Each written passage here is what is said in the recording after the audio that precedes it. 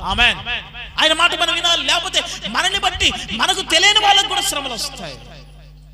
మన కుటుంబానికి కూడా శ్రమలు రావచ్చు. దేవుని మాట వినకపోతే, దేవుని మాటకు విధేయత చూపించకపోతే మనల్ని బట్టి మన కుటుంబానికి నష్టం జరగవచ్చు.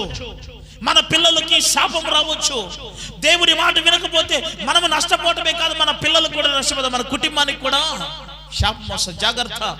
ఎందుకంటే దేవుని మాట మనం వినగలిగిన వారిగా ఉండాలి. బైబిల్ సెలవిస్తుంది, నా మాట వినువాడు బండ మీద కట్టబడిన ఇంటిని పోలి ఉంటాడు. దేవుని మాట వినకపోతే, ఆ మాటను బట్టి, ఆజ్ఞలు బట్టి నువ్వు నడచకపోతే ఇసుక మీద కట్టబడిన ఇంటి వలె కూలిపోతుంది. అంటే ఇల్లు అంటే భార్య, భర్త, పిల్లలు, కుటుంబం అంతా కలిసి ఒక ఇల్లు అన్నారు. ఆ ఇల్లు కట్టబడాలంటే దేవుని మాట నువ్వు వినాలి. దేవుని మాట వింటనే నీవు దేవునిలో కట్టబడ్డావని అర్థం. ఆమేన్. కొంచెం గట్టి చెప్తారా? హల్లెలూయా.